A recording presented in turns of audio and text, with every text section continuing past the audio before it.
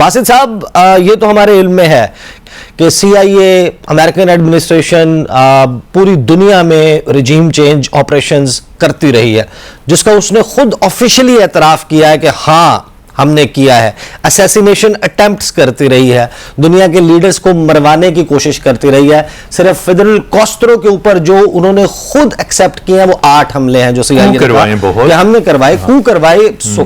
जो इंडोनेशिया का मामला है, साउथ अमेरिकन ममालिक, बहुत सारे ममालिक, 7 साल पहले। तो ये जरा हमें समझाएं कि एग्जैक्टली ये जो साइफर वाला मामला है, इसमें उस वक्त जब ये सारा कुछ लिखा गया क्या चल रहा था, खान साहब ने क्या ऐसा कर दिया था जिसकी वजह से अमेरिका ने, जाहिर है डोनाल्ड डू ने मीटिंग तो की, ये तो सबके इल्म में है।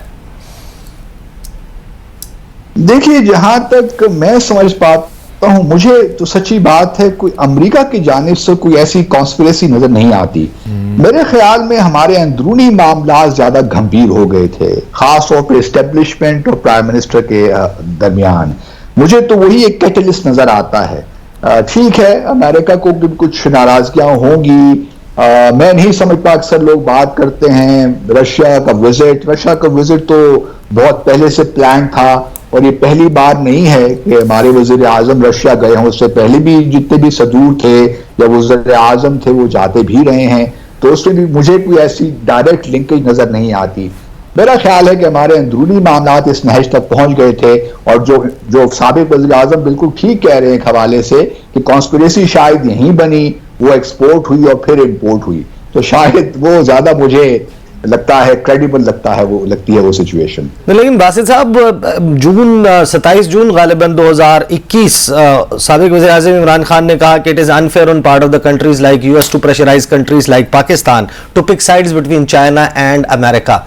ये भी जाहिर है कुछ ना कुछ तो चल रहा था। उन्होंने CIA के चीफ विलियम J. बर्न्स से मुलाकात करने से इनकार कर दिया, उनको क्लाइमेट चेंज समिट में नहीं बुलाया गया, हमने समिट फॉर डेमोक्रेसी में जाने से इनकार कर दिया। हमारी जो पोस्चरिंग थी ऑकस अलायंस के हवाले से, क्वाड के हवाले से, वो बड़ी सख्त हो चुकी थी। वेंडी शर्मन का विजिट हुआ, उनसे मुलाकात करने से चेयरमैन तहरीक इंसाफ उस वक्त के वज़ीर आज़म इमरान खान ने अक्टूबर की 7-8 तारीख को इनकार कर दिया। ये सारी चीजें तो ये चल रही थी, तो जाहिर है कि पाकिस्तान और अमेरिका के ताल्लुकात बड़े खराब थे, और आपको नहीं लगता कि वो इस पे मुंतज हुए कि ये सारा मामला इस तरीके से अनफोल्ड हुआ, साइफर आ गया, डोनाल्ड डू ने मुलाकात की और कहा कि हम नहीं काम कर सकते खान के साथ?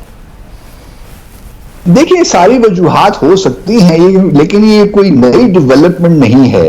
सच्ची बात तो ये है कि प्रेसिडेंट बाइडेन ने भी एक लिहाज से इमरान खान को कांटेक्ट नहीं किया, या उस वक्त प्राइम मिनिस्टर का ये ख्याल था कि दुनिया भर को वो टेलीफोन कर रहे हैं तो मुझे भी कांटेक्ट करेंगे। मुझे आप भी जानते हैं, मैं भी जानता हूं कि फॉरेन मिनिस्टर ने हमारे एक बड़ा सख्त खत भी लिखा था हमारे सफीर को उस वक्त कि आप अभी तक एक टेलीफोन कॉल भी आप अरेंज नहीं करवा सके।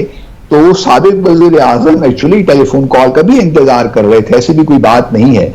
लेकिन जो डिफरेंसेस आपने बताए हैं चाइना के साथ, देखिए अमेरिका को मालूम है कि हमारी स्ट्रेटेजिक पार्टनरशिप है चाइना के साथ, ये कोई नई हकीकत तो नहीं है, ये तो पिछले कई दहाइयों से ये मामला चल रहे हैं। और हम ये भी जानते हैं कि अमेरिका के साथ हमारे ताल्लुक एक ट्रांजैक्शन है, और हम कई बार जब से 2005 से न्यूक्लियर डील हुई है अमेरिका और भारत के दरमियान, उस शख्स हमें मालूम है कि हमारे और अमेरिका की जो स्ट्रेटेजिक पार्टनरशिप है वो अब नहीं हो सकती। कहीं कहीं हमारे इंटरेस्ट कन्वर्ज करते हैं, चाहे वो अफगानिस्तान हो और कुछ मामला हो, बल्कि वहां भी कन्वर्ज नहीं करते, सच्ची बात पूछिए तो हमारे यहाँ इख्तिलाफात हैं। लेकिन मैं समझता हूं कि ये कोई इतनी इंपॉर्टेंट बातें नहीं हैं, और बहरहाल एक लिहाज से मिसअंडरस्टैंडिंग क्रिएट हुई दो गवर्नमेंट्स के दरमियान, और फिर ये इस नहज तक पहुंची कि डोनाल्ड डू को ये कहना पड़ा। सही। बैरिस्टर साहब, आपको लगता है जो मैंने आपको गुफ्तगू सुनवाई राना सनाउल्लाह साहब की और अता तारड़ साहब की, जो इस सोशल मीडिया के ऊपर डिस्कोर्स आप देख रहे हैं, जो मेन स्ट्रीम मीडिया के ऊपर गुफ्तगू चल रही है, आपको लगता है कि ये मामला उतना ही सीरियस है? आर्टिकल 6 भी बात हो रही है, ऑफिशियल सीक्रेट्स एक्ट भी बात हो रही है, तो ये कितना इसका दायरा फैलाना पड़ेगा? Exactly to be very precise, कि क्या जो नेशनल सिक्योरिटी कमेटी की मीटिंग हुई थी उसमें बैठे हुए अशखास, उनका इसमें शामिल तफ्तीश होना या बयान देना ज़रूरी है या नहीं है? उनका बयान देना बड़ा ज़रूरी है। देखें ना, स्टेक होल्डर्स हैं। दूसरा, मैं इसके साथ साथ एक और बात करूं कि फॉर्मर प्राइम मिनिस्टर ही was extremely shrewd to build up a narrative. हालात ख़राब थे या नहीं थे, हमारे अमेरिका के साथ ताल्लुकात कैसे हैं, अभी इंडिया ने विजिट किया है मोदी साहब ने, तो उन्होंने क्या बयान दिया इस गवर्नमेंट के मौजूदगी में, जो थोड़ी देर के लिए सोच रही है कि हमारे अमेरिका से ताल्लुकात बेहतर हो रहे हैं। बहुत सख्त स्टेटमेंट है, सख्त स्टेटमेंट आई है, तो उन्होंने किसी ने कोई बात नहीं की। बट आई बिलीव कि इमरान खान साहब वाज वेरी श्रूड कि आप उसको नैरेटिव बिल्ड करके, सेंटिमेंट अमेरिका के खिलाफ था तो ही यूज्ड इट। जहाँ तक राना सनाउल्लाह या वो अताउल्लाह तारड़ साहब की बात हो रही है, they are basically they are not telling you the actual story. मुझे इनकी बात पे यकीन नहीं आ रहा, क्योंकि ये बातें करने की हद तक आ गए हैं। प्रेस कॉन्फ्रेंस, आर्टिकल 6 इस मुल्क में एक बंदे पे लगा है, उस आर्टिकल 6 के केस का क्या हुआ, we are aware of it. Article official secret act, अभी डेस्परेट अटेम्प्ट्स हैं to get him out of it, कि वो निकल जाएं। तो वजह ये हो रही है, मैं तो उस वक्त इनकी कार्रवाई को या इनकी बातों को या इनके नैरेटिव को या जो ये बिल्ड करने की कोशिश कर रहे हैं सीरियस लूंगा जब ये प्रोसीजर के तहत कोई कंप्लेंट दाखिल करेंगे, इनको एफआईआर मिलेगी और वो केस स्टार्ट होगा। बास साहब ने कहा इंडाइटमेंट तीसरा स्टेप है, लास्ट स्टेप है, बिल्कुल वो तीसरा स्टेप है। अभी मुझे पता नहीं चला, मुझे कम से कम ये तो बता दें भाई कि जिस मैजिस्ट्रेट के सामने आजम खान साहब ने स्टेटमेंट दी है उसका नाम ही बता दें भाई, ताकि मैं पता चले मुकद्दमा नंबर इसमें 164 की बयान आया है। तो मैं तो ईसा नकवी इनकी बातों को, आजकल की जो मीडिया पे बातें हो रही हैं या सोशल मीडिया पे डिस्कस हो रहा है, it does not make sense to me. मुझे नहीं लग रहा कि कुदरतुल्लाह साहब का नाम आ रहा है कि उनके सामने बयान दिया, लेकिन वो दिया है तो मेरे भाई, वो लेकिन मुकदमे का नहीं होता। सेकंड स्टेप होता है भाई। 164 का बयान इस तरह आप नहीं दे सकते कि मुझे आप फोन करेंगे जी आपके 164 का बयान दो और मैं अचानक आउट ऑफ द ब्लू निकल आऊं और 164 का बयान दे दूं। That is related to some sort of FIR and some sort of मुकदमा नंबर। आप उठ के जाके 164 का बयान नहीं दे सकते। मदीन साहब, चेयरमैन तहरीक इंसाफ ने अपने सोशल मीडिया पे खिताब किया था 2 रोज पहले, उसमें उन्होंने कहा कि 10 रोज में मैं गिरफ्तार हो जाऊंगा, 10 रोज में जो है वो मैं आपके साथ नहीं होऊंगा। आज हुकूमत इस मामले पर कि हमने साइफर बरामद करना है, ये सिर्फ बात की जा रही है या government is actually very serious, संजीदा है कि खान साहब को गिरफ्तार करना है और उनसे साइफर की कॉपी लेनी है? जी, $1 मिलियन सवाल है आपका। निगरान सेटअप को यूज़ किया जाएगा इमरान साहब को गिरफ्तार करने के हवाले से, चूँकि ये मौजूदा जो रजीम है ये गिरफ्तार करके इसका जो तमाम मलबा अपने ऊपर नहीं डालना चाहती, और उसमें निगरान सेटअप में जो आने वाले वज़ीर दाखिला हैं उनका भी आपको इल्म है वो किस नाम पे गौर हो रहा है। तो ये बात सही है जो खदशा साबिक वज़ीर आज़म ने जाहिर किया कि इन्हें गिरफ्तार किया जाएगा, चूँकि लंदन से भी ख्वाहिश का इजहार था कि इस गंद को साफ़ किया जाए और इनको ज़ाहिर बात है मैदान को साफ़ किया जाए। अभी तक एक मरतबा एक गिरफ्तारी हुई और उसका नतीजा क्या निकला, कितना रिएक्शन आपके सामने आया, इस तमाम तर सूरत हाल में उनके गिर्द कानूनी घेरा तंग लेकिन करने अब तो उस रिएक्शन का कोई वो नहीं है, ऐसा तो नहीं लगता कि 9 मई का अब वैसा रिएक्शन आएगा? जी, अब वैसा रिएक्शन तो नहीं आएगा, लेकिन अब ये तय किया जा चुका है कि साबिक वज़ीर आज़म को गिरफ्तार किया जाएगा। उनके खिलाफ बहुत सारे मुकदमात हैं, ये लेटेस्ट डेवलपमेंट है।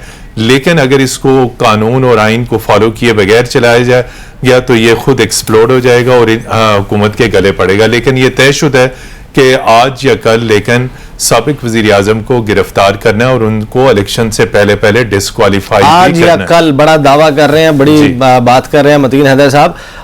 टुवर्ड्स द एंड बासित साहब कोई जरा हमें समझाएं, फरवरी मार्च का मौसम था, महीना था, ये 7 वाली कुर्सी पर आप बैठे हुए थे मेरे सामने और आपने कहा कि पंजाब में इलेक्शन नहीं होगा, खैबर पख्तूनख्वा में इलेक्शन नहीं होगा, और इमरान खान गिरफ्तार होगा, इमरान खान नाअहल होगा, ना 9 मई हुआ था, ना ये सब कुछ हुआ था, ना सुप्रीम कोर्ट वाले मामले आए थे। ये बासित साहब आप इन्फॉर्म्ड आदमी हैं, अब जरा हमें बता दें कि अब क्या होगा?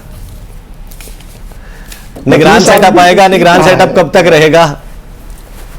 निगरान सेटअप नवंबर तक रहेगा और उसके दरमियान मेरे ख्याल में इमरान खान को डिस्क्वालीफाई कर देंगे जी। और एक हम पार्लियामेंट की तरफ हम जा रहे हैं और यही बिल्कुल मतीन साहब ने बिल्कुल ठीक फरमाया, मैंने यही सिनेरियो बिल्ड होता देख रहा हूं। नहीं, आपको लगता है कि नवंबर में इलेक्शन होंगे? मेरा ख्याल है उससे बियॉन्ड शायद एक लिहाज से उसका जो इम्पैक्ट है वो शायद स्टेक होल्डर से भी अच्छा ना हो। तो मेरा अपना ख्याल ये है कि नवंबर तक इंतखाबात करवा देंगे और उसके नतीजे में वही सेटअप आएगा जो पहले भी हम देखते रहे हैं, मोर ऑफ द सेम वाली बात है। तो किसी पॉलिटिकल स्टेबिलिटी की तरफ हम बदकिस्मती के साथ नहीं जाएंगे, बट एक हंग पार्लियामेंट होगी, कोalition गवर्नमेंट होगी, तो अब देखते हैं कि पाकिस्तान को किस तरह वो सही राह पे रखते हैं। कुछ निगरान वज़ीर आज़म के हवाले से कुछ हमें बताएं कि निगरान वज़ीर आज़म, चले आप मुस्कुरा रहे हैं, आप ये बता दें कि सहाफ़ी होगा, रिटायर्ड ब्यूरोक्रेट होगा, मईशतदान होगा, मईशतदान होगा, सियासतदान होगा, कानून दान होगा, साबिक ब्यूरोक्रेट, लीगल फ्रेटर्निटी से ताल्लुक रखता होगा। अब मेरे पास 3 की तो नुमाइंदगी मौजूद है, सहाफ़ी भी मौजूद है, लीगल फ्रेटर्निटी भी मौजूद है, ब्यूरोक्रेट भी मौजूद है, मईशत दान कोई नहीं है। लेकिन बासित साहब, व्हाट्स योर, आपके पास क्या इंफॉर्मेशन है? मैं आपके बड़े पॉपुलर प्रोग्राम के तवज्जुह से अपना नाम पेश करता हूं। अब बासित साहब, अगर आप आ रहे हैं ना तो आप फिर मार्च से पहले नहीं जाएंगे। 2023 में फिर मुझे इलेक्शन नजर नहीं आ रहा। बहरहाल मेरे पास वक्त जो है वो खत्म हो गया। साइफर वाला मामला एक मरतबा फिर अनफोल्ड हुआ है और ये अब किस करवट बैठेगा।